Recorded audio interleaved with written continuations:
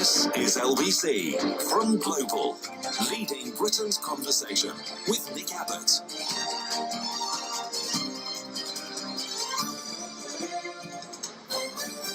Well, if the Met Police wants to repair its reputation this year, it has not had the best of starts in doing so. Earlier today, the force's Twitter account shared a video of officers carrying out what they called random drug swabs at bars and nightclubs around Shoreditch in East London.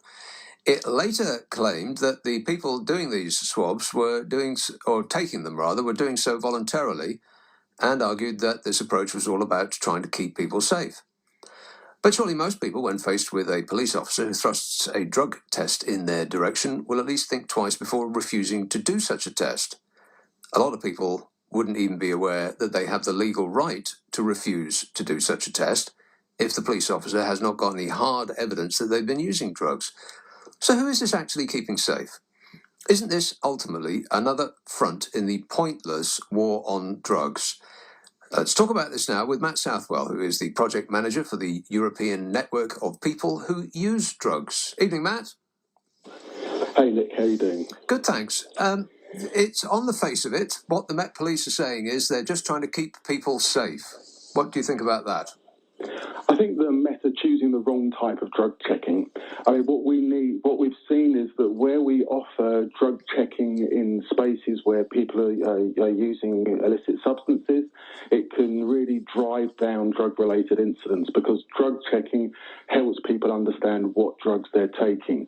When the police are swabbing people's hands, they're just exposing people and shaming people, and it often has an effect of getting people to take drugs very rapidly as they see the police checking people ahead of them. So it's actually a very counterproductive strategy that does more harm than good.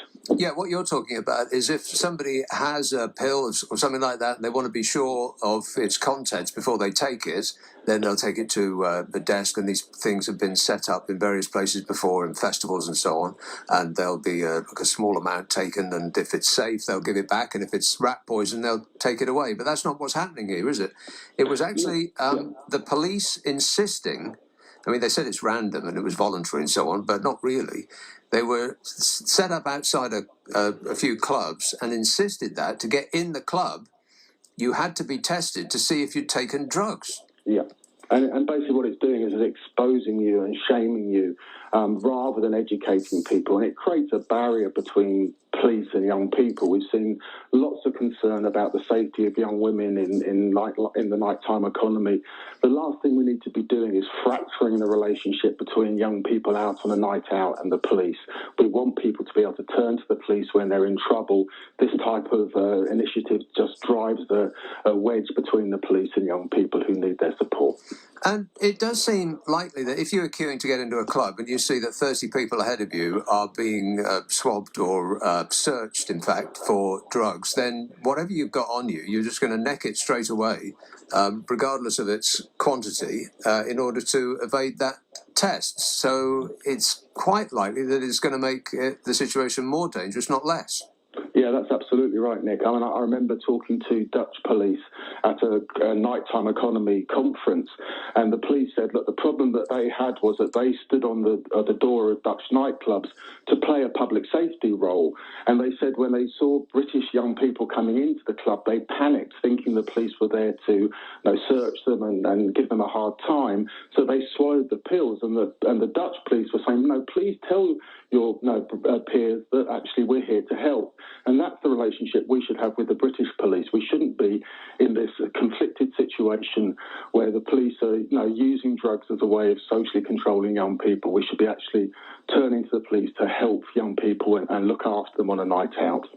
It is a sort of microcosm, isn't it, of the sort of war on drugs, as they insist on calling it, in general, in that rather than making the situation for people safer, the entire war has actually created stronger drugs, more dangerous drugs. It's allowed people to put poison in drugs without being checked in any way. It's put the entire business into the hands of criminals who are the last people that you should be trusting on something that you don't know what you've taken until you've taken it. Yeah, look, I mean, it's the tragedy legacy of the Misuse of Drugs Act. It's everything that they warned us that drugs would do. Now, these are dangerous drugs, they kill you, whatnot. That didn't used to be the case, but now it has become the case because the constant pressing down on precursors and banning precursors has meant that we end up with more and more dangerous forms of drugs. So all the predictions that we've had made about drugs have actually come true. But the cause of this is prohibition, not the drugs themselves. If we could actually leave the drugs alone and actually have regulated, controlled drugs and actually move people who use drugs out of the criminal environment, then we could start to have a sensible discussion about drug checking, about public health, about public safety, and about learning to manage some of the challenges that do go with drugs. You know, a lot of people say, well, the thing that we need to, the reason that we need to continue this war is because marijuana, for instance, let's take that. The strength of marijuana is much greater than it was in the 1960s, and that is something we need to crack down on. But is it not the case that marijuana is only stronger now because of the fact that it is illegal?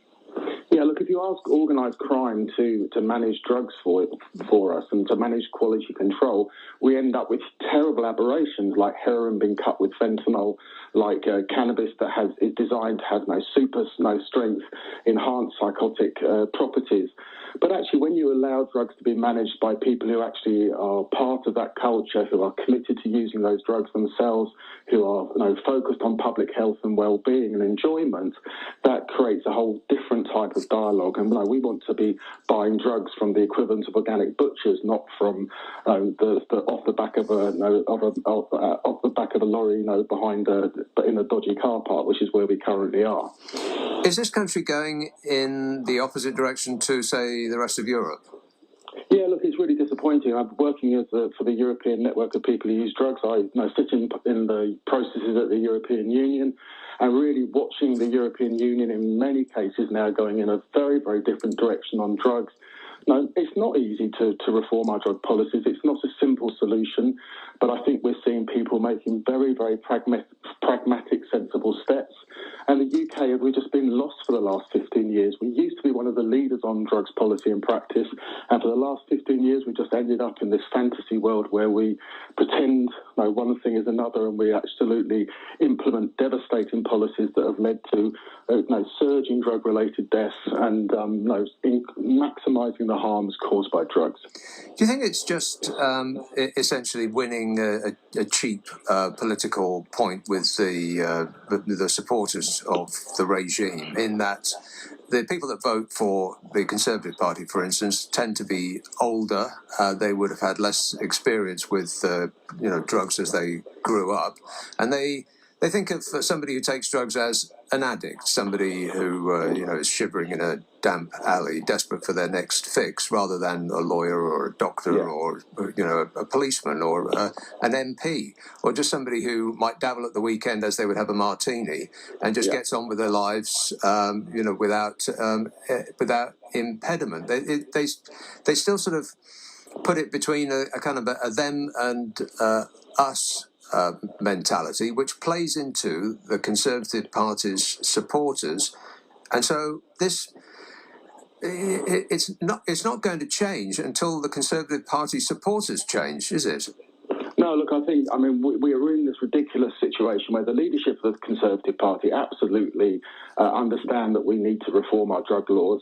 8 of the last 11 Tory party candidates admitted that they use drugs themselves, but they're addicted to the fix of the war of the big drugs lie. They've touted that lie so often to their supporters that they're now stuck trying to work out how they get out of this lie.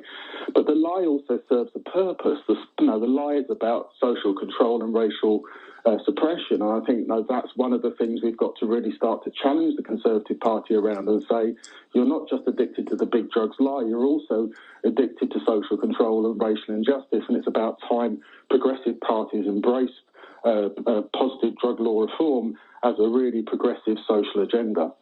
And in Europe, are you familiar with what other European countries have done and are apparently about to do this coming year? Yeah, look, I mean, we've seen very progressive practice on the ground with liberalisation around psychedelic drugs, around cannabis, around drug checking, around drug consumption rooms, around heroin-assisted treatment, around mobile drug consumption rooms. Just really pioneering practice where people are responding to the changing nature of drug use and the changing impact of drug use. And I think we used to be a world leader, and when I ran drug services back in the 1990s, we were a world leader, and many of the people running services at that time were freed up by the imperative to overcome HIV.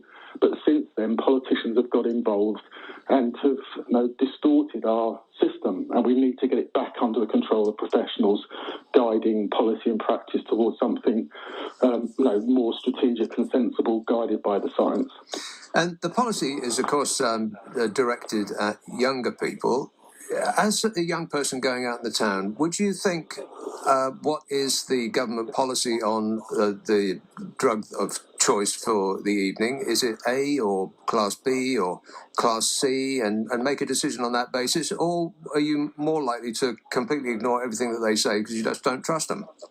Well, I think what young people have learned is that you can't trust the older generation when it comes to talking about drugs. People don't talk truth to you. And so therefore people disbelieve anything that they're told about drugs. Now, there's some very important information that people do need to understand if they're to use drugs more safely. And the different drugs have different risk profiles, different routes of administration have different risk profiles. But because we don't engage people in an honest dialogue, we just either say, just say no, and if you don't say no, we abandon you to organised crime, and we take no responsibility for young people. And that's why this idea that that the war on drugs looks after young people is an absolute fallacy. It abandons young people rather than actually providing them with age-appropriate education about drugs and how to use them.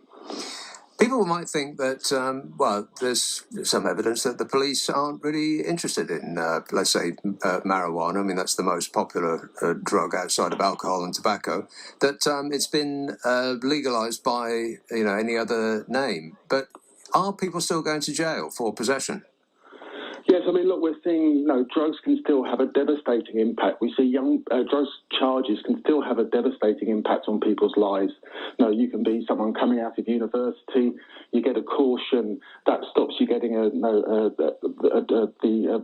checking that allows you to work in the public sector, and so you end your professional career. So even if the laws are being applied in a different way, they can still have devastating impacts on people, and many people are still going to prison for non-violent drug-related crimes, and that's just absolutely crazy. Many countries now have moved towards decriminalisation, where they say, let's move people who use drugs outside the criminal system, treat drugs as a cultural and health issue, and take the police out of the situation so that the police can intervene in the nighttime economy, but intervene to help people around public safety, not to be there to persecute and prosecute people and make them scared and make them hide away from the police.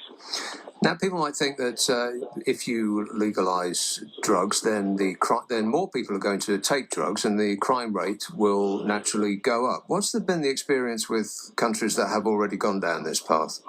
Yeah, look, I mean, Portugal that went down the road of decriminalisation found it doubled the numbers of people coming into treatment, and it halved the numbers of people getting HIV. It allows for a different discourse about drugs because you can start to manage drugs. Nightclubs can actually start to put in place public health measures like cold water, like having security guards who are trained in first aid. It can actually do things to help people without thinking that they're somehow going to be incriminated by supporting people who are using their clubs and maybe taking substances in their clubs.